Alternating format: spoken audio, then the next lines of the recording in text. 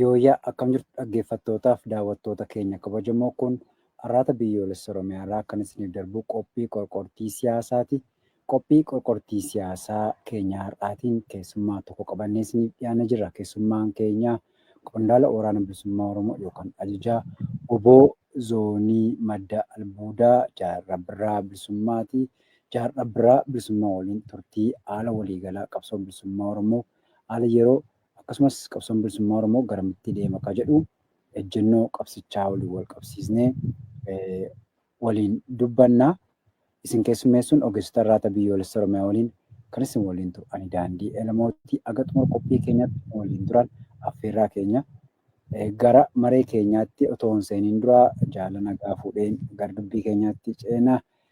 Jaal Rabbiraa egaa dhaggeeffattootaaf daawwattoonni keenya akkasumas miseensonni waraana bilisummaa Oromoo hawaasni Oromoo irra hedduun eenyu akka taate maqaa kee ni beeka. Sun akka jirtu ta'ee baga nagaanii arraata biyyoolessa Oromiyaa irratti deebinee wal agarree gaaffiif deebii taasisuuf nu ga'e jechaa baga nagaan dhufte. Baga nagaan nu eddanii Jaal Daandii. Ayee jaal guddoo galatoomee egaa ka'umsaarraa kaanaa qabsoon bilisummaa Oromoo gana 50 akkana ida'uu yookaan immoo sanaa ol qabsoo hidhannoo irra turtee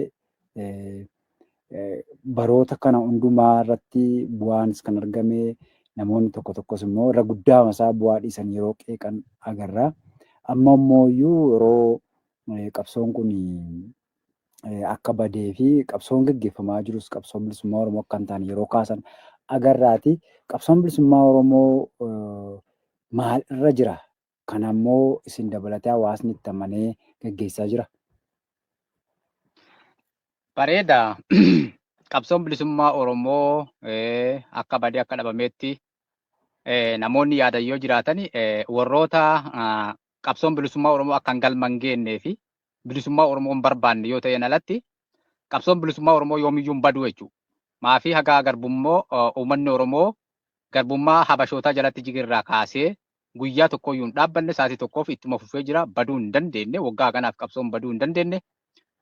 Haga garbummaa fi garboonfataan jirutti garboonsaaf garboonfataan nama garboomsutti uummanni Oromoo immoo hagam bilisoominitti haga qabsoon isaa kaayoon isaa galman geenitti ilmaan Oromoo gonkumaa qabsoo isaanii balleessuu hin danda'anu. Qabsoon dhaabatuu hin dandeettu, qabsoon baduu hin dandeettu. Tariitii qabsoon bu'aa bayii adda addaa qabaachuu dandeetti. Bu'aa bayii adda addaa keessatti akkuma warraaqsaa irratti bu'aa bayii hedduu keessa qaxxaamuruu dandeetti. Bu'aa bayii sana immoo keessa dabraa akkasitti galma isaa immoo gahuu ni deemu jirti jechuudha. Hin galman geenye haga galman geenyetti ammoo haga uummata Oromoo bilisoominitti qabsoon baduu hin danda'u, dhaabbatuu hin danda'u itti fufuu jira. Qabsoon ammas bifa dansaadhaan akkaataa bareedaadhaan akkaataa waraanni bilisummaa Oromoo qabsoo isaa itti tooftaa fi qaroomina yookaan akkaataa galma ittiin gahuun guyyaa guyyaan ittiin deemuu jiru itti deemamaa jira. Galma gahuuf deemuu jira malee qabsoo baduullee hin dandeenye itti fufuu jira. Akka bareedaaf haala bareedaa keessa jira jechuudha. Mee bara 2025 dabarsinee kana keessatti boboon zooniilee garaagaraa keessatti tarkaanfii garaagaraas fudhannifannoo adda addaas galmeessaa tureera. Sanaawwoo wal qabsiisne qabsoo bilisummaa Oromoo haala bareedaa nama deemaa jiru jettu kana akka zoonii madda albuudaatti akkamiin keessa ba'aa turtan maal hojjechaa turtan haala maaliirra jira? Bareedaa akka zoonii keenyatti waraana bilisummaa Oromoo akka zooniiwwan hedduu qaba. Zoonii 8 qaba. Akka zoonii keenyatti ammoo zooniin walumaa galatti karoora mataa isaanii qabu. Karoora wal fakkaataa. Qajeelfama waggaa kana keessatti maal hojjannaa kan jedhamu sagantaan gubbaarraa kaasee sagantaan waggaa qophaa'ee karoora waggaa qophaa'ee akkaataa ittiin galma gahuu danda'u godhamee akkasitti qophaa'aa jechuudha. Waggaa waggaadhaan gubbaarraa gad dabree gubbaarraa haga gaditti karoorri in karoorfama. Akka waliigala abaaboo wabootiin karoorfama. Akkaataa sadarkaa zooniitti karoorfama. Zoonii keessaayyuu hundumaayyuu caccabee akkaataa caasaa hundaatti karoorri wal duraa duubaan akkasitti tumamee kan waggaa in qopheeffata. Yeroo qopheeffatu san keessatti ammoo hojiiwwan garaagaraa in hojjeta jechuudha.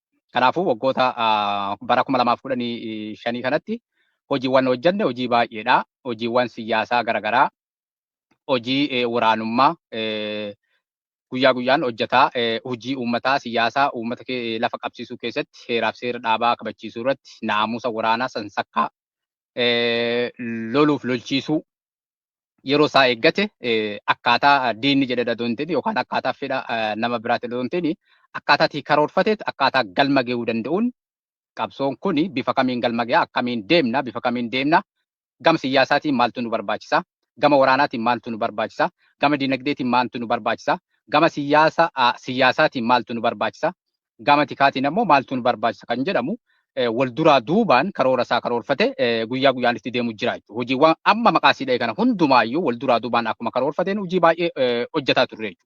Lolas lolaa turre yeroo lollulle sagantaa mataa keenyaatiin akkaataa diinaatiin yookaan akka diinni fedhu odoon ta'e akkaataa galmi qabsoon keenya yookaan karooraa fi tooftaan keenya galma ittiin gahuu danda'u keessatti hojiiwwan baay'ee wantoota maqaa amma siidhee kana hundumaayyuu hojjetamaa ture. Ammas ittiin deemamu jira. Hojiin kun hundinuu bifa yeroo laallamutti namni ololli adda addaa jiraachuu danda'a. Akka qabsoon hin jirretti akka qabsoon baddeetti wantoonni tokko wantoota odeeffamu jiraachuu mala. Haa ta'u ammoo ololaan adoon teene wanti hojjetamu lafarratti wanni hojjetamu osoo hin beekne ifatti kan mul'atu odoon teene hojiin siyaasaa hojii cadhisaniituma miidiyaa irratti akka oofamu kanaa miti jechuudha. Hojiin siyaasaa yookaan hojiin qabsoo miidiyaa irratti oofuu akka ololaa kana deemu odoon teene suuta lafa jalatti wanni hojjetamaa ture waan baay'eedha. Waan bareedatti hojjetamaa jira. Wantoota maqaa siidhee kana hundumaayyuu hojii dadansatti hojjetamaa jira. Kan gara injifannoo fi nama boonsuuf gara gammachuutti nama geessutti hojjetamaa ture, hojjetamaa dabree jechuudha. Egaa haala kana keessatti keessumaa xumura bara 2024 gaafa bara 2025 bara ammaa dabarsine kana simattanii baatii tokko dura maqaa waraana bilisummaa Oromootiin cabiinsa bifa fakkaatuun yeroo diinatti galan arginee turre. Mee haala kana akka waliigalaatti dhaabichi bara 2025 maaliin xumure milkoomina argate moo kufaatii isa mudate? Rakkoolee akkas akkasii immoo namoonni dhuunfaa haala fedhii isaaniitiin qabsoon deemuu diduu dhimmoota biroo tarkaanfachiisuu lafa yookaan immoo haala itti tarkaanfachiisan dhabuu muufachuurraan kan ka'e diinatti galan kanaani hin dhaabbattan ni dhaabbattan moo ni danqamtan moo rakkoon isa mudate maalii irra aantan jechuu dandeenya haala waliigalaatiin dhaabichi maal keessa ture? Bareeda. Kun haaluma qabsoo tokko keessatti harcaatiin garagaraan ni jira. Harcaatiin kun ammoo jiraachuu danda'a. Gantuun yoomiyyuu numa jirti. Dhaaba siyaasaa kamuu keessatti mootummaallee keessatti jira jechuudha. Qaamni kamiyyuu numa gana. Namni qabsoon harcaatiin yoo qabdi yookaan yoomiyyuu hadhallee boruullee namni hin ganu jechuu hin dandeenyu. Sababa ammoo gamtuuf yoo ta'e sababoota baay'ee jira beekamaadha. Ni ganaa jechuudha. Garuu namni ganuun qabsoo kana duuba deebisaa innaa jennu gamtuun duuba deebichi yoo jenne gonkumaayyuu waan hin dandamne jechuudha. gamtuun har'a qofaa miti bara kana qofaa miti abaaboo qofa keessatti hin argamne aga waraanni bilisummaa Oromoo hundaa'ee jiru numa gamti jechuudha. Warroonni ganaan kun ammoo warroota akkamiiti gaafa jennu dura sababummaan ganniisa kanaa maali? Namoonni kun maaliif gananii? Gaaf galan keessatti ammoo wantoota adda addaatti odeeffama. Dhiibbaa namaatiin galle. Miidiyaa irratti ba'anii namoonni ganan kun waan baay'ee odeessanii jechuudha. Wannummaan kun sirrii miti. Duraanuu sammuu nu hidhanii yeroo jedhanii dubbatan falleen jira jechuudha. Namoonni garii gariin qaama hooggansaayyuu ta'ee hooggansa kennaa akka turu nuutuyyuu hin beekne mataa nu hidhanii akkasitti nu gaggeessaa turanii wantooti jedhamu waan baay'eetti gaggeeffamaa ture jechuudha. Waggaa hedduu keessatti kan godhame. Akkasitti yeroo haasaan jira jechuudha. Kun ammoo qabsaa'onni akkasii qabsaa'ota baay'ee nama ceersu jechuudha. Namoota baay'ee nama ceersu. Namni tokko gaara qabsoo bilisummaa Oromootti gaafa dhufee dhaabni kun sagantaa siyaasaa qaba, kaayyoo isaa qaba, galma isaa qaba jechuudha. Waan itti qabsaa'eef jira. Namoonni galan kun gariin waan qabsaa'anuuf waan as turanuuf namoota hin beekne jechuudha. Qabsoo kana maal akka ta'e iyyuu warra nu hubanne warra hubannaa hin qabne asirratti waan hubachuu dandeenyu waggaa ganaatti sammuu nu hidhanii jedhee qaamni hooggansaa tokko gaafa galee dubbatu namoonni kun ammoo qaamaan as jiru malee qabsoon bilisummaa Oromooyyuu maal akka taate uummanni Oromooyyuu maaliif akka qabsaa'u sabni kunuyyuu waggoota haganaa kanaaf wareegama maali akka kaffalee warroota hin beekne akkasitti hubadhaa jechuudha. Gama kaaniin ammoo namoota fedhii dhuunfaa qaban. Fedhii dhuunfaa akka qabani ka fedhii fi guutachuuf gad dhufan ammas namoota ergama diinaa qaban ka as keessatti diinni as keessatti jaare yeroo baay'ee kanumaa jechuun wanni tooftaan haaraan jiru gamtuun gaa baay'atu namni kana beekuu qaba. Diinni as keessatti jaaree jeequmsa godhuun uummata keessatti tasgabbii dhooguun dhaaba tasgabbuu dhooguun wantoota garaagaraa akka hojjetaman kan jiranii jechuudha. Namoonni akkanaa kun jiranii. Namoonni akkanaa kun ammoo yeroo as keessaa gaafa harcanii deemanu as keessatti waan faallaa jira jechuudha. Qaamonni qabsoodhaaf gadi ba'an uummata Oromoo kaayoo sabaaf waadaa seenan galmaan ga'uuf cichanii gaafa itti fufanu warroonni amma maqaa ansii dhaye kun ka ergama diinaa qaban ka fedhii dhuunfaatiif yookaan karaa qaxxaamuraatiin waan tokko yookaan beekamtii argatu yookaan ittiin duroomuuf karaa qaxxaamuraatiin waa argachuu dhufan akkasumas namooti hubannoo hin qabne sababa qabsoo waraana bilisummaa Oromoo uummanni hiriiree uummati waan faarfamuuf miidiyumaa irratti arganii dhufanii hubannoo hin qabne kuni yeroo haalli isaaniif ta'uu dhabu qabsoon qajeelee akka deemutti yeroo dhaabni qajeelfatu yeroo dhaan of jabeesse abaa'oo woboon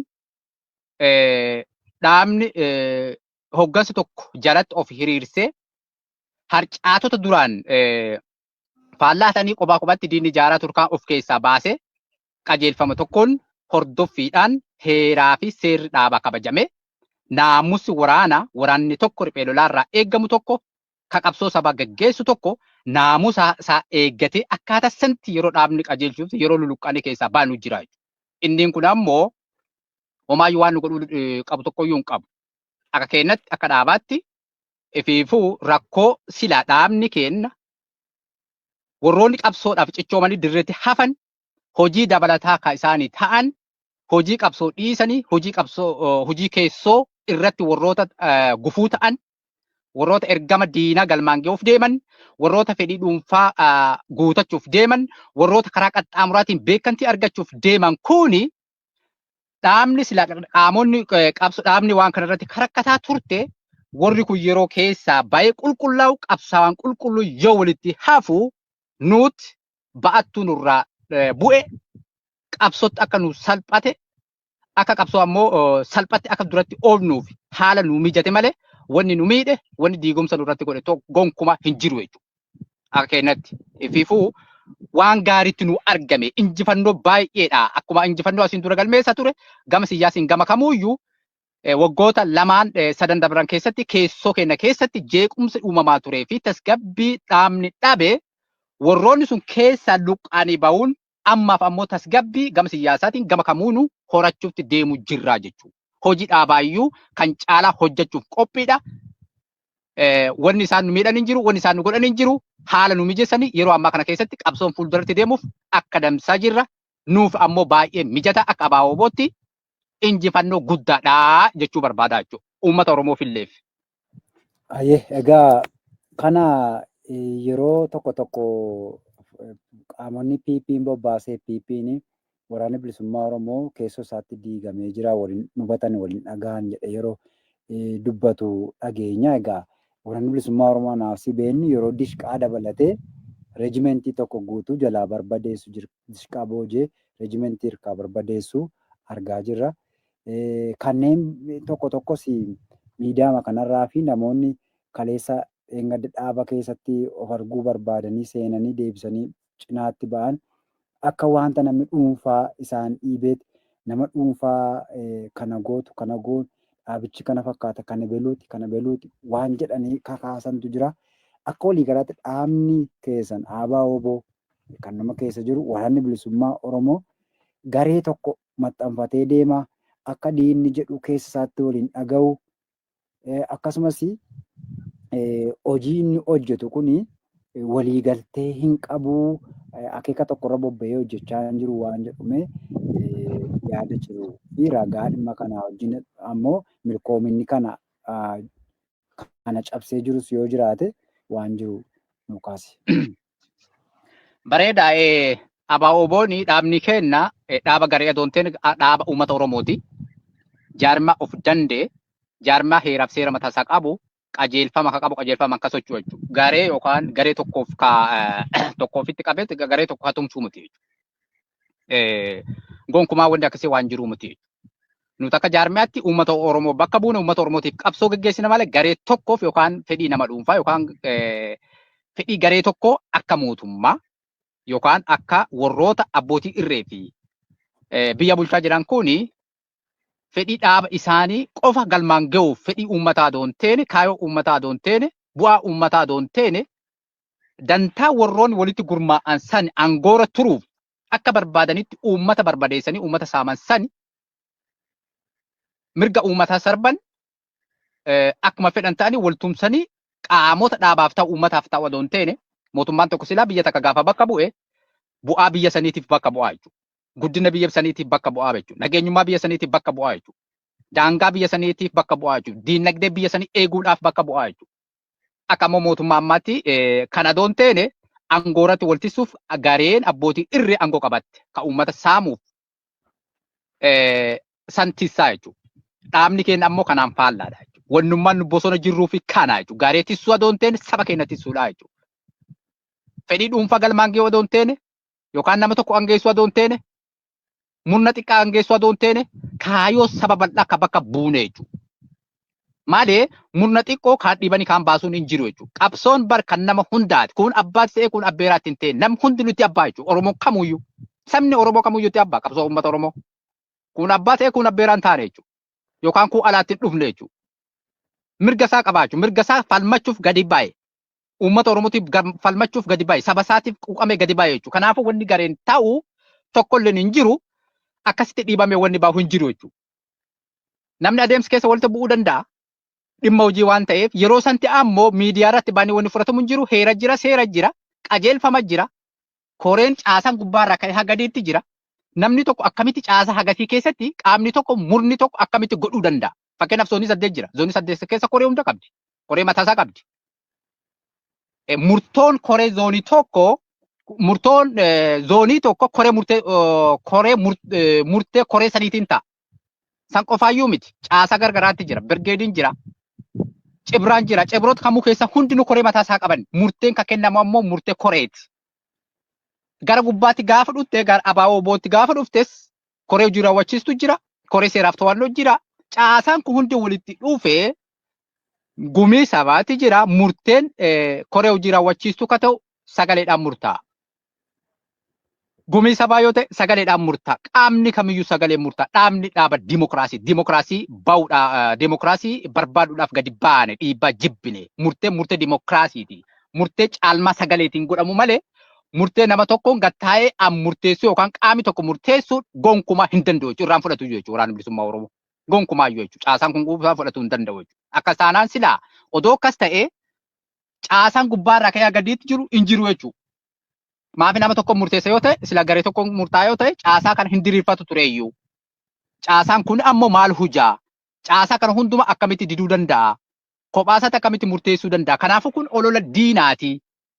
namoonni waan ta'an dhabanii gochoota hangafa isiniin jedhu kun milkaa'u dhabee fi achi banii ammoo qabsoo uummata Oromoo diiguuf sabboontotaaf deeggartoota kenna akkasi uummata Oromoo hamilee dhoogguuf deeggartoota kenna hamilee dhoogguuf namoota nu bira dhaabbatan hamilee dhoogguuf warroota miidiyaa irratti bayanii ololan malee wanni akkasii gonkumaa hin jiru. Dhaabni kenna yoo rakkooleen jiraatte karaa keessootiin caasaa isaatiin eeggatee furmaata argachuu wanni isa dhoogu hin jiru. Kanaaf kun gonkumaayyuu waan hin jirre waan olola diinaatii fi gantoonni carraa dhaban fedhii isaanii guutachuu dhaban fedhii diinaa guutuu dadhaban as keessatti dhiibamni nu baasanii ufumaa of dhiibanii fedhiin dhuunfaa isaanii as keessaa dhiibdee baachee beekantii argachuu barbaadamu karaa itti cufamee dhiibamanii as keessaa baanii achi dhabanii ammoo quba namatti qabu waan ta'eef gonkumaa wanni akkasii hin jirtu jiraachuullee maltu jechuudha. Ayyee egaa zoonii madda albuudaa zoonii kibbaa dabalatee baatii darbe bara 2025 naannoo ji'a caamsaa keessa itti aanaan iizii kibbaadha amma kan iizii haaraa gara kaabaatti ijaarametti hoogganaa ta'e baatii lama keessatti ni xumurraa waan jedhu tokko dubbataa ture. Xumurree naannootti ilaanne dhimma biyyaalessaatiif waan jedhu tokko dubbataa turuu dhagaa turre sana yoo lakkoofne irra ji'a torba gara 8tti deemaa jira. Sochii waraana bilisummaa Oromoo zoonicha keessatti jiru. Haalli PP'n immoo itti sochootu garuu immoo milkoomina qabaachuu dhabuu isaatii yoo ilaalame waraana bilisummaa Oromoo sochiin inni qabsoo bilisummaa Oromootiif taasisaa jiru maal fakkaataa abdiin inni uummata Oromootiif kennu olli PP'n geggeessitu kanaaf immoo waan jilbeenfateedha immoo sanarra darbee uummataaf abdiidha kan jedhullee yaada daawwattootaaf keenyaaf osoo kaaste. Bareeda. Kun adda qofaa miti. Akka waraanni bilisummaa Oromoo silaa dubbachuun mallee kun ceeraa jechuun waan yeroo hundumaa salphina uummata Oromoo miidiyaa adda addaa irratti baanii dubbatanii boru amma waan hin jirre jechuudha. Asiin duratti akkuma ololaa turan har'a qofaa miti ammallee borulleen dubbatan kanuma wanni biraan jiru siyaasa haaraa isaan dubbatan hin jiru jechuudha. Hin balleessinaa otoo jedhanuu isaanuu badaa turanii jechuudha. Meeshaa duriillee dhabanii dishiqaan dhabanii waraanni isaanii jalaa kuuni wareegamaa kun jalaa hin madaa kun ammoo harka kennataa badee jalaa yaa'u jira hundi isaanii iyyuu jechuudha. Qawwee meeshaa lafa naqee baqachuu jira adoon bannadhanu isaanuu badu jiran jechuudha. Diigamu jalaa jira jechuudha. Waggoota 7-8 dabran keessatti akkanuma hojjedhaa baanii jechuudha. Gura darranii akkas jedhaa dhaqanii dadhabanii dhumarra ammoo uummata Oromoo balleessuu qabna. Galaana qurxummii balleessuuf galaana balleessuu qabna jedhanii kana dhaadatanii gadi ba'anii uummata Oromoo lafarraa buqqisanii ajjeesanii waan barbaadan godhanii daldala dhoogganii hojii dhoogganii horii guutumaa guututti horsiisee bulaa horii isaanii irraa guuratanii kaambii waraanaatti galchanii nyaatanii ka daldala isaa guutumaa guututti irraa saamanii kontorbaana duudii dhuunfatanii fakkeenyaaf kibba kana yoo fudhanne guutumaa guututti jeneraalni waraanaa hundinuu daldalarra jiru jechuudha. Daldala uummata guutumaa guututti hojii uummata dhoowwanii silaa raayyaan ittisa biyyaa uummatan saamicha uummataa eega kan jedhame kun gara saamichaatti deebi'anii waan tokko yookaan hojjanne gara kanatti deebi'anii jechuudha. Kanaafuu haga san duudii uummatas tarkaanfii irraa fudhatanii waraanni bilisummaa Oromoo ammas numa lola ammas numa ijjeesa ammas numa booja ammas numa dhabamsiisa ammas qabsoo numa leenjisa ammas qabsoosa itti fufe ammas uummata isaanii ijaara ittuma fufee ammas qabsoon itti fufuu jira jechuudha. Homaa gochuu hin dandeenye kun ololaa jechuudha. Homaa yoo godhuu hin danda'u ammaa jila homaa godhuu hin danda'u jechuudha. Ayyee waan saamichaa kaastee PP'nii fi qondaaltonni PP sadarkaa federaalaa irra jiran akkasumas naannoo zoonii madda albuudaa akkasumallee zoonii kibbaa keessaa gujiirra qubatanii jiran daldala warqee saamii sanarra jiru sun immoo naannoo qondaaltota Itoophiyaa Keeniyaa keessaa ambaasaadira ta'anii jiran illee wal qabatee jira. Albuuda sabni sinaa irraa fayyadamuu qabu misoomaaf ooluu kan qabu kana eenyu fayyadamaa jira loluma hin geggeessine jedhanii ba'an kana isaan dhugumatti waan kana qabsoo kana injifachuu immoo naannoo sanatti daldaluma kana geggeessuudhaafitu saamicha warqee albuuda garaa garaatiin bobba'an kanarratti maal jetta naannoo kanatti immoo uummata irratti dhiibbaa isaan mana gubuu waan garaa garaatiin jirullee wanni isin argitan argaa turtan maal fakkaata naannoo sana? Bareeda saamichi naannoo kanarratti gaggeeffamu baay'ee waan nama ceersu jechuudha. Duraani asiin duratti maangoodha waan himaataa yookaan waldaa jedhamu tokko jira. Waldaan kun ammoo akka kibba kanaatti naannoo albuudi jirutti uummati waldaadhaan wal qindeessee itti ijaaramee albuuda kana baafachuu akkasitti fayyadamaa ture jechuudha. Yeroo ammaa kana keessatti waldaan guutumaa guututti badee daldalli guutumaa guututti harka eenyutti deebi'e harka jeneraalotaa fi dureeyyoota qaamota dureeyyii isaan ijaarratan kan hojii mootummaa hojjetan jechuudha. Isaan waliin gara kanatti deebi'ee jira jechuudha. Qaamni PP hin deeggarre, qaamni isaan hin deeggarre, deeggaru jechuun maallaqa san yookaan hojii albuuda baafatan san yoo isaaniif hin qoodin yookaan ammoo siyaasa isaanii yoo hin deeggarin hundinuu daldala keessaa ba'a jechuudha. Namoota san daldala keessaa oofanii daldala keessatti argamuu hin danda'u keessaa baasanii hojii kontorbaanaa kamuuyyuu albuuda bahu kamuuyyuu warroota garee muraasatti walitti deebi'ee waliin saamanii jechuudha. Uummata san guutumaa guututti keessaa baasanii ofii isaaniitti gad taa'anii haga barbaadaniin jechuudha. Haga fedhaniin haga isaanitti dhagame yoo barbaadan gatiin barbaadaniin gad taa'anii murteessanii biitanii akkasitti saamu. Warroonni kun ammoo warroota garee wal faarsan namoonni miidiyaarra baanii gabaa keenya kanatti gaafa fudhanne ammoo namoonni kun ammoo garee rabbaanii wal badhaasa kennaniif ture jeneraalota kora yaamanii dureeyyiin tun ammoo badhaasa albuuda fa baachee kennaafi turte jechuudha. Kun tuffii uummata Oromooti. Jeneraalota saamicha uummata Oromoo irratti gaggeesse lubbuu uummata Oromoo balleessite ka qabeenya uummata Oromoo gudde ka horii akkuma jiru fudhatte guyyaa guyyaan mana gubdu nama san ammoo uummata Oromoo baga fixxee baga uummata Oromoo fixxe jedhanii namoonni uummata Oromoo irraa dhalatan keessattuu dureeyyoonni akka godina keenyatti yeroo badhaasa kennanuuf hin arginaa jechuudha yeroo baay'ee yeroo badhaasan walgahii irratti. Wantoonni kun amma gama bunaa yoo fudhatte amma kibba kana keessa waan lama jira tokko albuuda jira waan hedduu jira albuuda jira kontorbaana jira buna jira.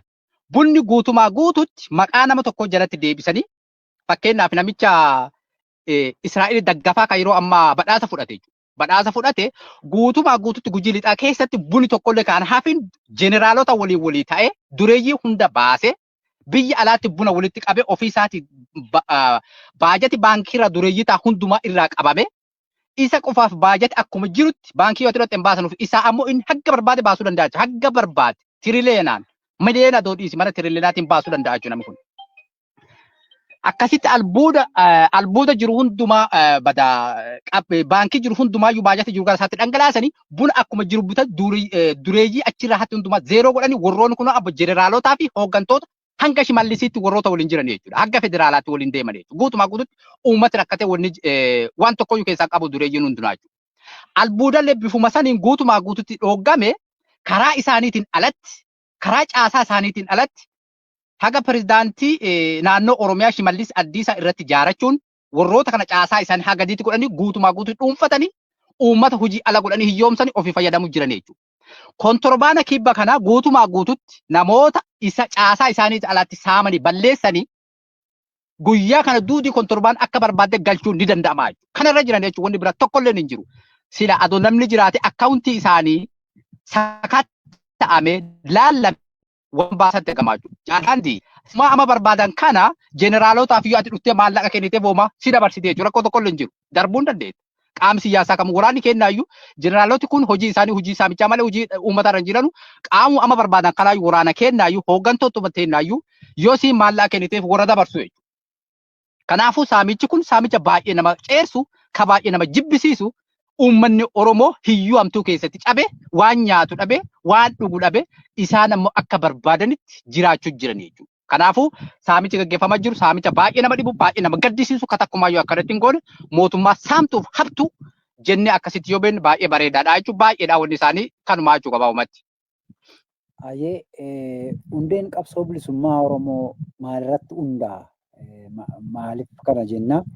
Yeroo tokko warreen gareen qabsoon bilisummaa Oromoo deebii argateera. Lamma jiru diinagdee fi dimokiraasii sanaa qulqulluu gochuu, diinagdee irraa bu'aa argachuu uummata Oromoo irraan kan hafe gaaffiin Oromoo kan eenyummaas kan diinagdees gaaffiin dimokiraasiis deebiteetti kan jedhantu jira. Gama biraatiin immoo warreen qabsoo bilisummaa Oromoo keessa jirra. Qabsoomti kun iyyuu immoo milkaa'uu qabdi jedhanii dubbatan immoo waraana bilisummaa Oromoo daa'imman haati ilaalteen quubne kana kaayyoof akeeka qabsichaa irratti wareegamaa jirtu, gatii kafalaa jirtu kun gara biraatti ilaalanii qabsoon bilisummaa Oromoo karaarraa jallateera. Himachaan jiranii waan qabsaa'aniif hin beekanii walabummaatti hin amananii hin fakkeessuu nu goyoomsaa jiru jedhee qaamni tokko lama miidiyaarraa isa kana hin dubbatanitti himachuu hin danda'anii waan jedhutu jira. Mee deebi'eera yoo ta'es akkamiin deebi'ee? Lakki immoo isan qabsaa'aa jirtan kana immoo himachaan jirtanii waan dhokaastaniif hin beektanii bilisummaatti namantan walabummaatti namantan kan jedhu immoo isa kan gara kamii maal eenyuu fi qabsoo isin qabsaa'aa jirtanii gatiin kafalamaa jiru arallee dirree kan jirtanii akeekni isaa isa kamii irraa maqee jira bakka sanarra. Bareedaayyee waa lama tokko inni tokkoffaan qabsoon uummata Oromoo galma geettee jirti yoo misooma waa'ee dhimma dubbatan malee bulchiinsa gaarii yoo gadi dhaaban malee wanni biraa hin jiru qaamoti jedhan jira jechuudha. Gaafiin keenya gaafii bulchiinsa gaarii miti. Bilisummaa jechuun qara namni iyyuu uummanni Oromoo ammas beekuu qaba jechuudha. Warroonni ammoo miidiyaa irratti uummata Oromoo jallisan ammas irra deddeebine itti himna dhaga'uu qaban jechuudha. Namni tokko bilisoomee jira. Garbummaa jala ture, garbummaa itti amanaa, namni hundinuu itti amanaa, uummata Oromoo yoo ati gaafattu hundinuu miidiyaa baay'ee uummata Oromoo garboomee jira. Akkamitti garuu bilisoome, akkamitti deebi'ee, bilisummaa isaa sun harkatti deebi'ee jira. Wanni sirraa fudhatame tokko, wanti nurraa fudhatame, nuti waa dhabne qabna. Waa dhabne sani ammoo harka nama saniitii baate nu deebisanii, namni tokko waa takka yoo nu jalaa fudhate, maallaqa yoo si jalaa fudhate, yoo si dhoowwataa ture si naa deebise gaafa ni jedhu maallaqa san laakka yoo natti kenne naa deebi'ee jira. Gaafii uummata Oromoo illee kanaa jechuudha. Uummanni Oromoo walabummaa dhabe, bilisummaa dhabe. Impara keessatti cabe. Impara jala jira jechuudha. Impara kana diiguudhaaf qabsoomne. Impara habashoonni ijaaran inni kun diigamuu qabaa. Yoo inni diigamin ammoo habashoonni yookaan Minilik fa'aa, Teediroos fa'aa, Yohaannis fa'aa uummata Oromoo cabsanii impara Itoophiyaa jalatti deebisanii. Umpari kun cabee ammoo daangaa uummata Oromoo bakka deebi'uu qabaa. Kan jedhu kaayoon keenya kan uummata Oromoo haga ammatti qabsaa'uuf isa kanaa. Imparittiin cabde hin cabne. Lammaffaa. Mootummaan Oromoo aangoo qabatee jira. Wayyaaneen gaafa jidda bilisoomte murna xiqqaa hattuu warra warraaqsa gidduudhaan hate duraan uummata Oromoo saamaa ture kan jijjiirame tokko hin jira kan nu beeku. Kaaga amma gaafa an biyya keessa jiru aangoora turan. Kaaga ammaallee aangoora turan. Warra abbootii irree warroota dhala dhufuuf hin yaamne. Qaama barateef dhala dhufuuf aangoofa dabarsinee hin kennine kan wayyaanee jalatti hiriiree uummata Oromoo saamsisaa ture akka harreetti feesisaa ture innummaan kun aangoo qabate murni kun bakka bu'ee uummata Oromoo bilisoome jira jechuun hin danda'amu. Uummata Oromoo ammallee haadhagu itti himna. Bilisummaa jechuun akkuma jalqaba siniin jedhe waan balee wanni nu dhanne biyya harka keenya deebisanii uummata Oromootti kennanii. Uummanni Oromoo ammoo dhaabbate uummata Oromoo maal feetanii? Aangoo kun harka keessatti deebinye abashaa harkaa fuulee jirra. Imparitiileen kun harka keessi jira. Imparitii kanarra ammoo filannoo yoo ta'e qaamni kamuuyyuu filannoo yoo barbaachisaatti filannoo keessatti hirmaate uummanni Oromoo paartii dhiyaatee fi filannoon seera qabeessi dhiyaatee fi uummati Oromoo akka barbaadetti filannoo kana geggeeffate qaama ifii fuudhu bakka buufate dhaaba barbaade.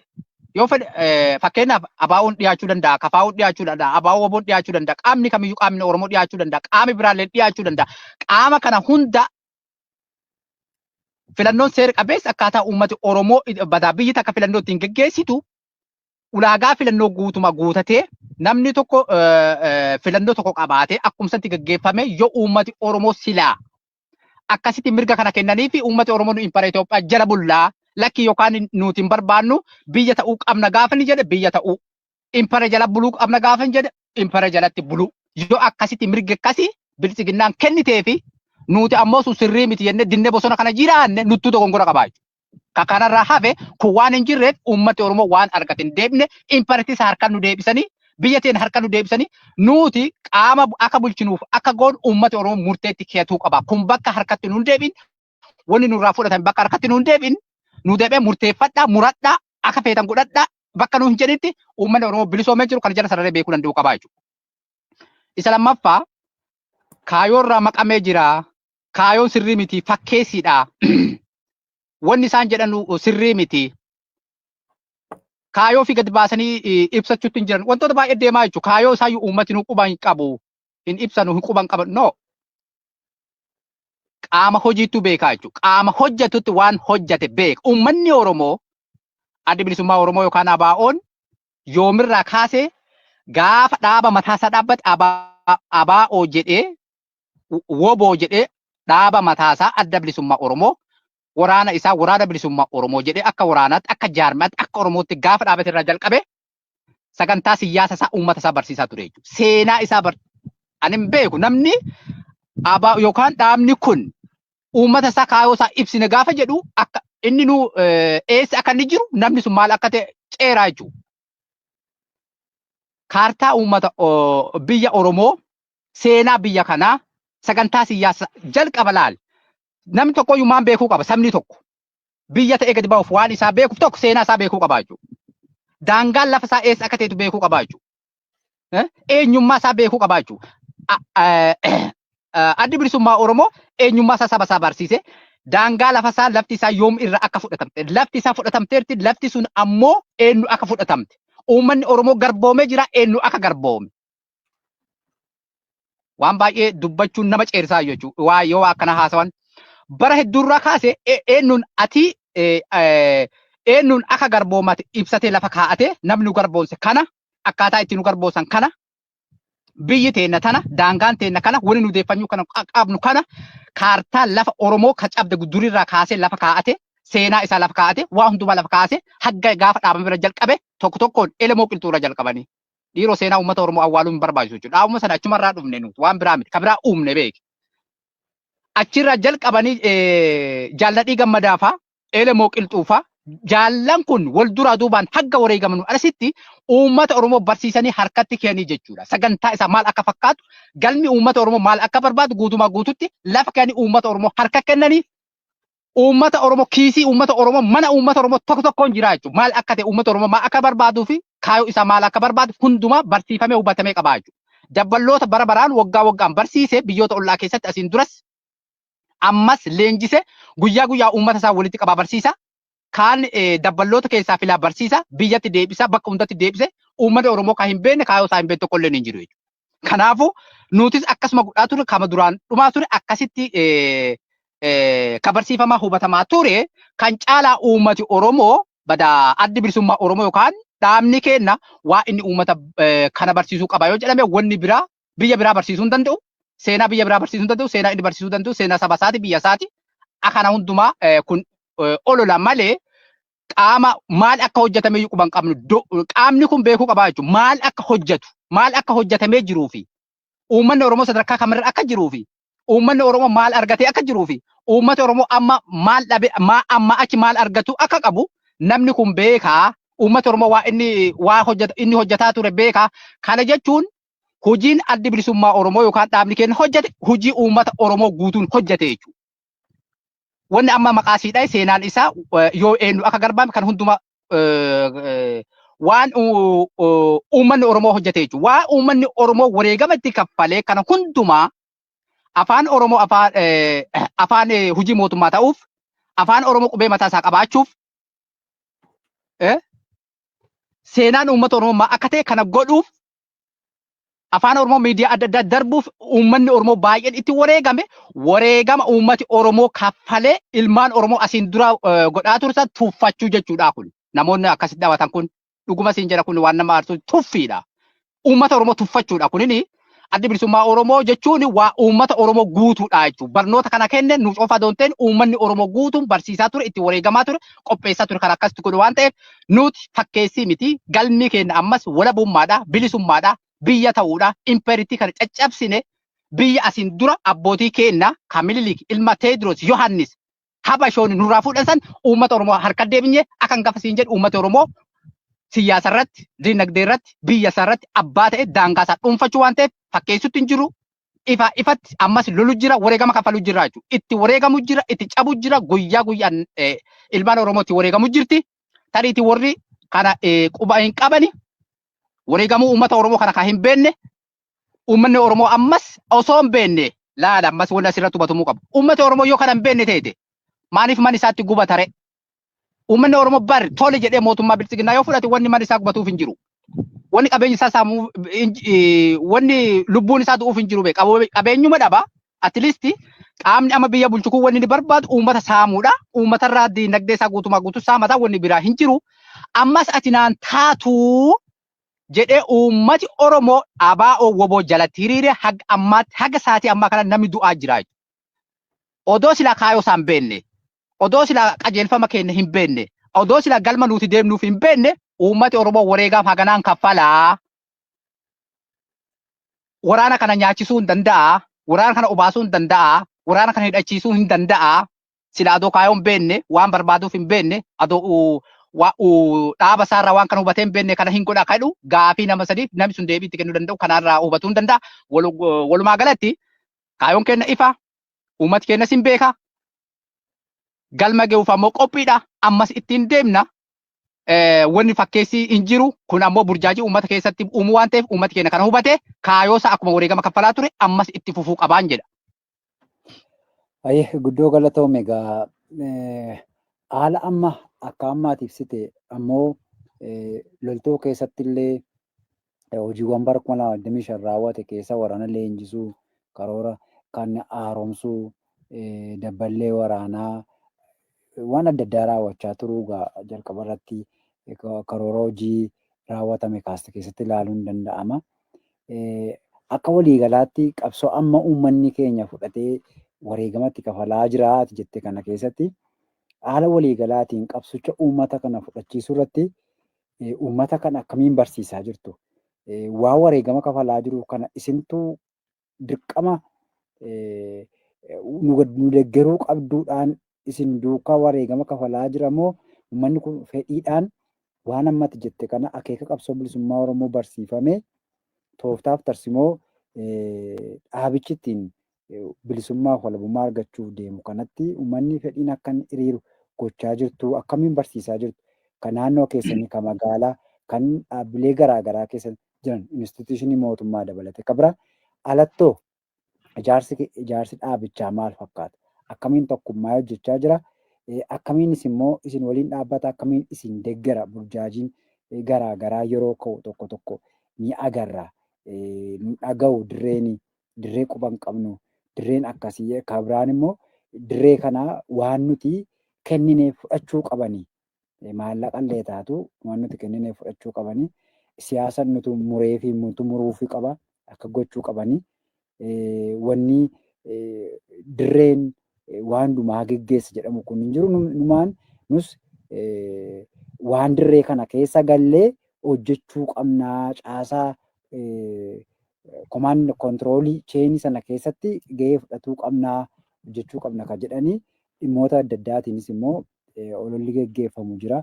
Haala waliigalaatiin keessaa alatti dhaabicha akkamiin ijaaraa jira? Rakkoolee gaaffilee komee adda addaa qabu immoo akkamiin deebisaara? Namoonni tokko tokkos immoo komeewwan kakaa'an kun maalirraa madda? Bareeda. Uummati kun akkamiin qabsoo geggeessaa? Wareegama kaffalu jira. Akkuma jedhame kaayoon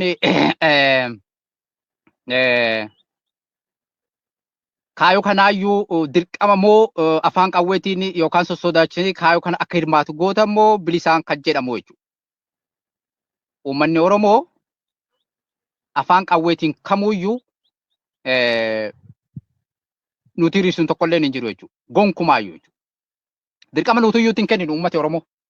Uummata keenya nuu tokko Ofiisaatiin beekaa jechuudha uummati. Akkuma siin jedhe akkuma jalqaba sii kaase uummanni waan isaa waan qabsaaf waan godhu jalqabarraa kaasee akka dhaabni kun dhaabbate 1970 irraa jalqabamee waan uummata keessa sammuu uummataa keessa seeneef waan barsiifameef waan hubateef waan itti amaneef kan baasu tokkoof tokko waraana mataa keenya qabachuu qofa. Waraanni sulle waraana bilisummaa Oromooti.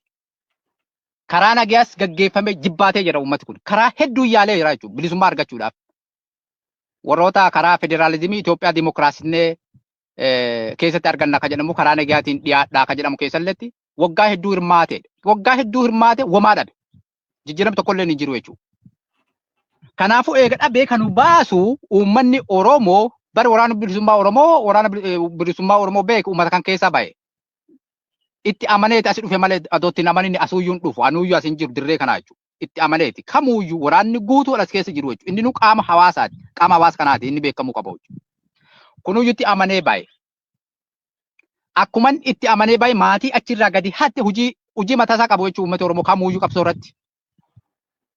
Sagantaasaa waan beekuuf, galmasaa waan beekuuf, kaayoosaa waan beekuuf, waraanni keenya waan barsiiseef, waan hubachiiseef, akkuma gaafa siin jedhe dabballee adda addaa leenjisee magaalatti baadiyyaatti akkaataa isaaniitiin jaarsa akka jaarsaatti ijaaree, dargaggeessa akka dargaggeessaatti ijaaree, dubartoota akka dubartootaatti ijaaree, dhaabbilee garaagaraa ka amantaa akka amantaatti ijaaree, dhaabbileewwan waldaalee garaagaraa akka akkaataa waldaa saniitiin itti ijaaree kaayoo hubachiise bifoon sanii qindeessee hojii oofaa jira jechuudha. Kana beekee kana hubatee akkasitti gula deemaa jechuudha. Amma uummata Oromoo ati guddoo wanni barsiifamu hin jiru dhugaa sitti hima. Wanni ati barsiichee kana kan godhee hin jiru maal akka godhu beeka maal akka hojjetu beeka baratee jira hubatee jira galma beeka maal akka hafe maal akka dalagame hundumaan beekaa jechuudha. Waan beekuufi uummata Oromoo afaan qawweetiin adoon teene kaayoo kiyya jedhee qabsoo tiyya jedhee bilisoomuu qaba jedhee waraanni kun waraana kiyya jedhee qabsoon tun qabsoo tiyya jedhee ifitti fudhatee qabsoo nu jalatti hiriiree geggeessu jira jechuudha. Inni kun ifaa ifatti waan ifaan mul'atu waggoota dabran keessatti silaa uummati kun adoo dhaanamu adoo mootummaan akkana marra akkas taana maaniif yoo sila asirratti wanni hubatamuu qabu waraana bilisummaa Oromoo nyaachittaniif namni maafi buqqaa lafarra hayyee yoo waraanni kun nun fudhanne teete deemee mootummaatti hin galu mootummaan kunoo koottaa jedhuunis baqatee gara mootummaatti galee nu balleessuu hin danda'a jechuudha. Waraana akkas taanaan waraana bilisummaa Oromoo nyaachittanii osoo uummati fedhan qabne teete uummati fedhan qabu qaamne waraana bilisummaa Oromoo karaa dabarsitanii waraana bilisummaa Oromootiif waa bittanii waraana bilisummaa Oromootiif rasaasa dhiyeessitanii nyaata dhiyeessitanii jedhamee uummati Oromoo silaawwan hidhamuufuu hin jiru jechuudha. Fedhan qabaanne adoo waan kana fedhaan hin goone jechuudha. Kanaafuu kan godhameef uummati fedhaan waan godhuuf mootummaan waan beekuuf inni kun ammoo akkasitti hubatamuu qaba jechuudha. Ijaarsi keessa akkasitti jira. Kaqama alaallee yoo ta'e ijaarsi qaamni ka alaalleen akkasuma jechuudha. As keessatti ammoo wanni beekamuu qabu biyya alaallee akkasumatti ijaaruuf dhaabni keenya karoora qaba sagantaa mataasaa qaba qaama irratti hojjetu qaba jechuudha.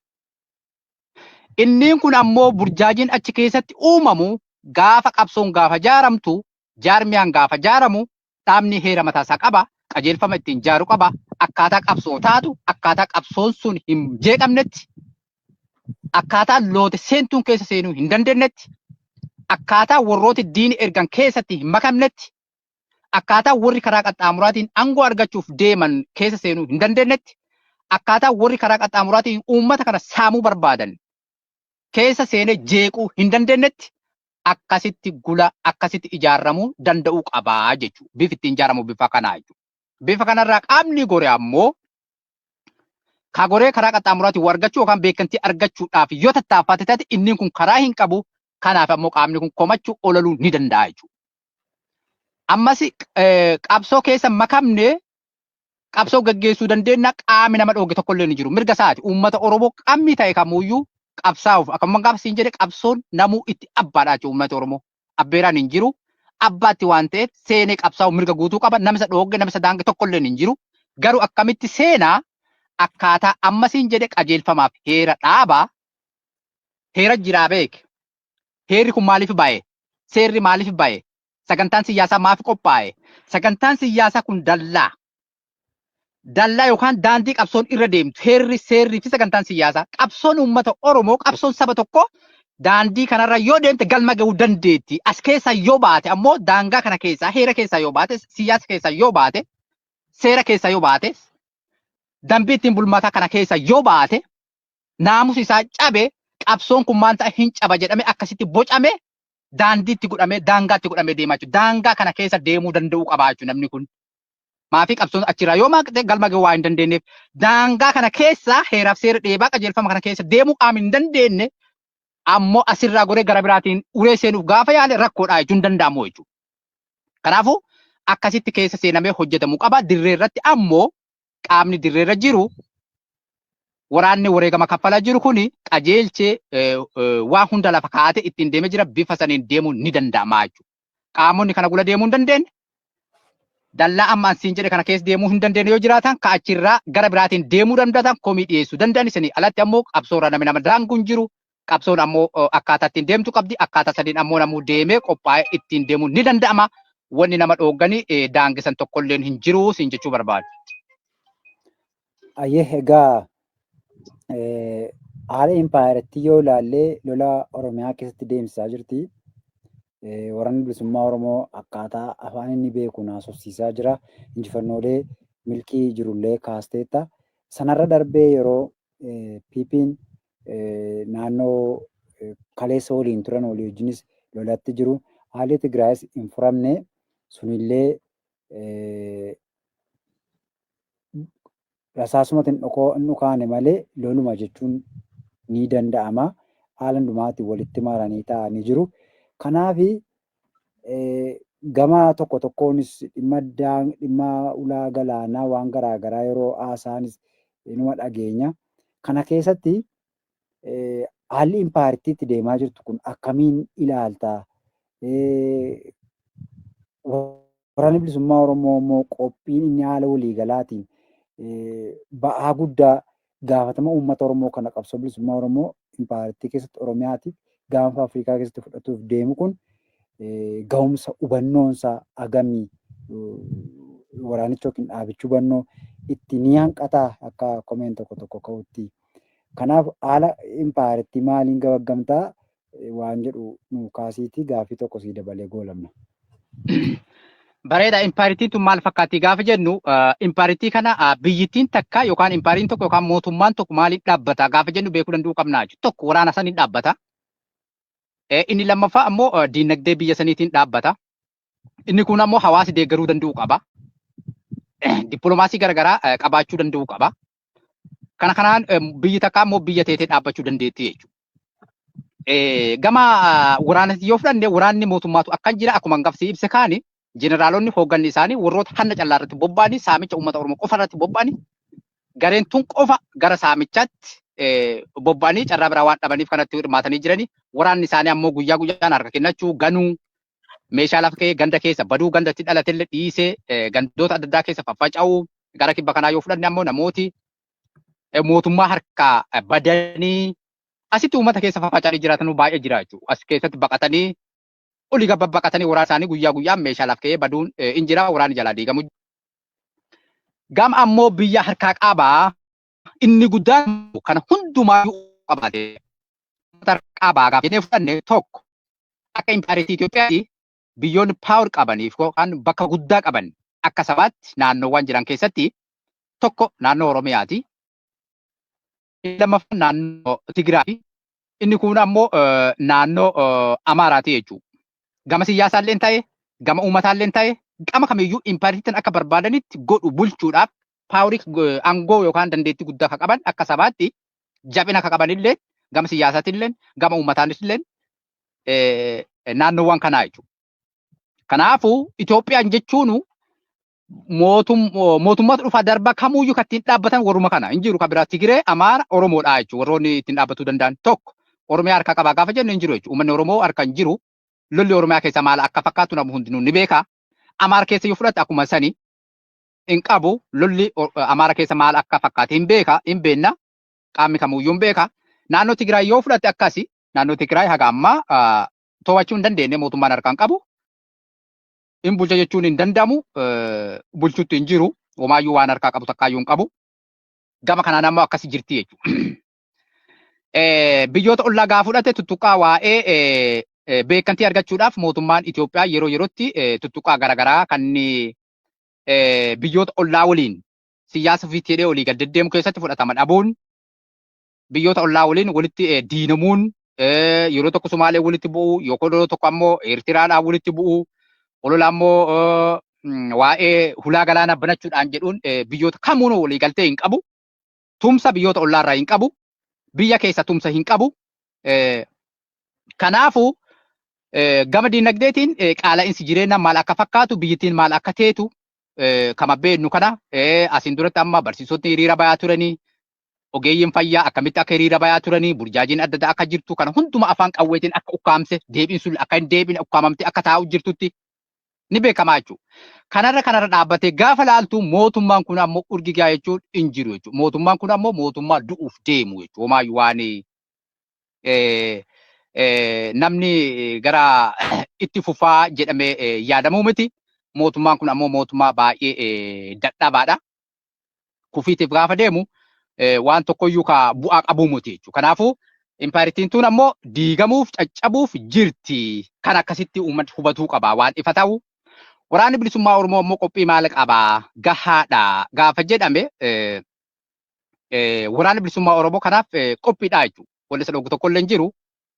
Akkuma hangafa jedhe qaamni siyaasa tokko gaafa lolu biyya takka gaafa kuusu waan lama kana uffachuu danda'u qabaa jechuudha. In beekaa jechuudha dhaabni kana durse tokko mootummaa kana kuffisa. Eega mootummaa kana kuffinya ammoo biyya qabanna. Gaafa biyya qabanna ammoo biyya tanaa ammoo tasgabbeessuu danda'u qabna akka jedhu jechuudha. Kanaafuu ogeeyyiiwwan barbaachisan namoota kana jaarutti jira jechuudha. Guyyaa guyyaan akkuma hangafsiin jedhe isa kana mootummaa kanaan kuffinya yoo kuffinyen duuba akkamitti qabanna waan jedhama dursee karoorfate itti yaadame waan qophaa'e itti deemamu jiru jechuudha. Leenjii garaagaraa kennuun hubannaa uummataa kennuun hubachiisuun caasaa lafa jalatti qopheeffachuun bakka hundatti miseensa isaa qindeeffachuun qopheessuun kanaafuu gahaadhaa jechuudha. Kana jechuun adda bilisummaa Oromoo jechuun qaama waraana bilisummaa Oromoo jechuun ABO jechuun ammoo uummata Oromooti jechuudha. Inni kun ammoo uummanni Oromoo waliin qindaa'ee jira. Uummata isaa harkaa waan qabuuf inni nu uummata keessa jiruuf akka dhaabbatu uummata isaa qindeesse uummata isaa angeesse biyya isaa dhuunfachiisuuf ammoo qophiidha jechuudha. Wanni isa dhoogu tokkollee hin jiru jechuudha. Kanaaf sodaa takkaayyuu hin qabnu. Uummata Oromoo angeessine biyya qabannee biyya kana bulchuuf wanni nu sodaa qabnu tokkoyyuu hin jiru. Waraanni bilisummaa ABO WBO'n qophiirra jira, qopheeffachuu jira, caasaasaa akkaataa barbaachiseen kana jennee himuullee yoo baanne akka ammoo qophiitti jiruu fi waan san hundumaa ifitti fuudhee tasgabbeessuuf san qofaayyuu adoon ta'e biyya bulchuu adoon ta'e biyyoota rakkoowwan yeroo sanatti uumaman yoo mootummaan jiga keessatti rakkoon adda addaa uumamuu danda'a. Biyya ollaa keessatti rakkoon uumamuu dandeetti waan adda addaa kana uumamuu danda'a. Isa kanaayyuu tasgabbeessuudhaaf qophiidha. Wanni nama shakkisiisu hin jiru uummati Oromoo shakkii tokko malee wanni kun hundinuu akka jirtu beekee jabaachuu qaba. Burjaaja'uu hin qabu. Olola diinaa dhageeffachuu hin qabu siin jedhe. Egaa gaaffii kiyya xumuraatiin haala waliigalaatiin waan amma jabina jiru kanaan tasgabbeessuu danda'ama. Waraanni bilisummaa Oromoo arras abdii sabichaati kaayyoo akeeka ganamaa galmaan gahu biyya Oromiyaa jedhamtu ijaaruu keessatti gahee guddaa taphatu kana bifa kanaan milkeessuu qaba kan jette keessatti uummanni keenya maal gochuu qaba? Akkamiin waraana bilisummaa Oromoo cinaa dhaabbachuu qaba?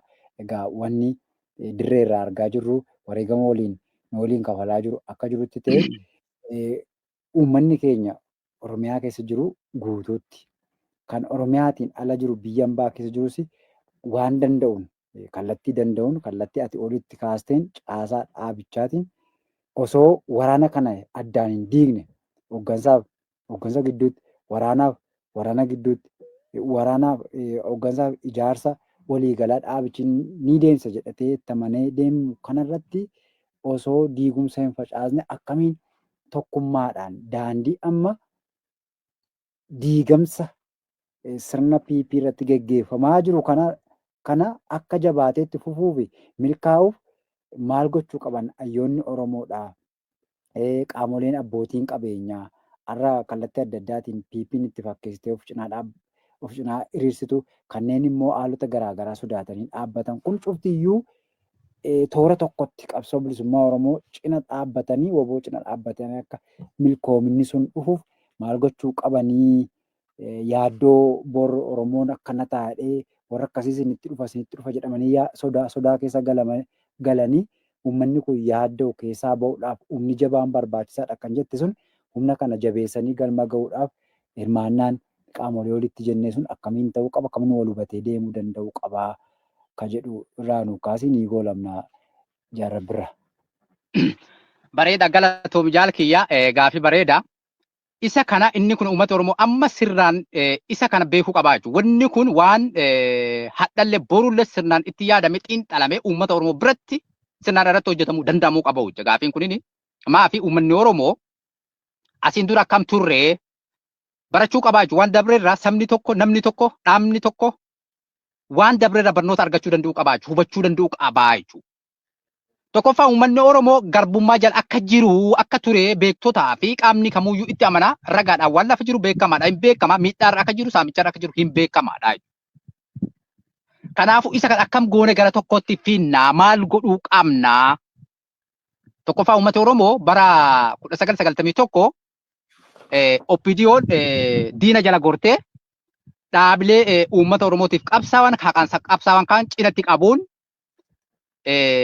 akkamitti akka uummata Oromoo gaaga'aa turte uummanni Oromoo kan beekuu danda'u qabaa jechuudha. Irraa hubannoo argachuu danda'u qaba. Tokko kan beekuu qabaa jechuudha.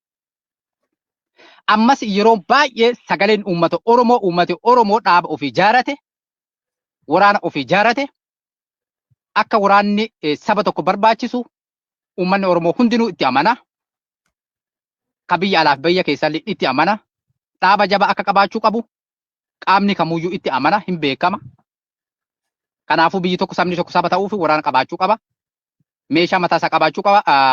Dhaaba cimaa qabaachuu danda'u qabaa jechuudha. Inni lammaffaa ammoo sagalee walii qoqqoodu wal bittanneessu. Asiin duratti ammoo maal nu godhe maal nu fayyade bara wayyaanee keessa wal bittanneessine maal nu fayyade bara bilxinnaa keessatti warreen duullee wal bittanneessine maal nu fayyade achiin duras uummati Oromoo akkasuma wal qoodaa ture maal nu fayyade tokko inni kun dhaaba jabaa silaa uummanni Oromoo qabaachuu qabu diigee dhabamsiise jechuudha. Galma sila gara bilisummaatti geenu nu dhoogge jechuudha. Tokko qabsaa'onni qaamni uummata Oromoo qaamni walitti deebi'anii dhaaba jaarmiyaa diigan tokko wal gama baanii wal diiguu wal dhabamsiisan tokko yeroo kana keessatti tokko qabsaa'ota bada. Qabsaa'onni yoo bannu siyaasatti bada. Gaafa siyaasi badu ammoo sabatti bada jechuudha. Wanni kun duuti hin badi. Qabsaa'onni hin badanii siyaasni hin badaa sabi hin badaa jechuudha. Sabni gaafa siyaasa dhabe gaafa jaarmiyaa dhabe badee jira jechuudha. Siyaasa jechuun jaarmiyaa tokko qabaachuu danda'u qabaa jechuudha. Hin dhabamaa jechuudha. Uummata tokko faayidaa tokko illee hin qabu. Kan beeku qabaa jechuudha. Akkasumatti uummata Oromoo wal balleessaa ture jechuudha. Bara 1991 irra inni kun ammoo fakkeenya gaarii hubannaa gaarii muuxannoo gaarii uummata Oromootiif uumee bira darbuu danda'u qabaa jechuudha. Sagalee wal qooduun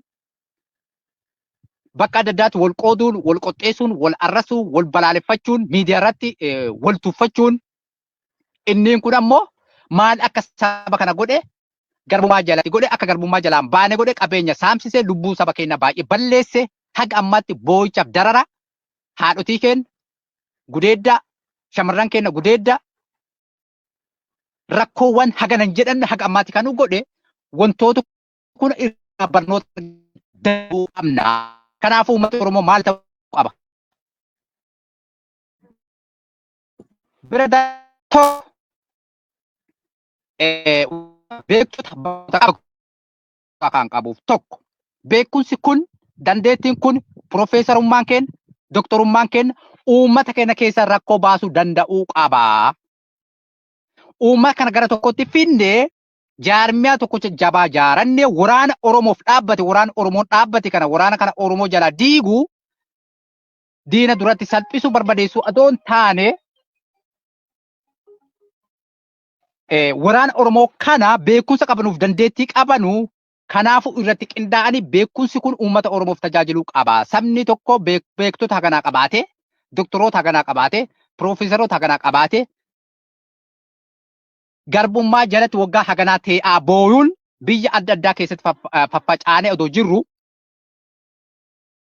waa hedduu barannee odoo jirru saba kana ammoo ta'uun salphina doktorootaa fi piroofeesaroota kennaati ka beektota kennaati ka qaama kamuutu salphina kana ammoo ofirraa baasuu danda'uu qabna.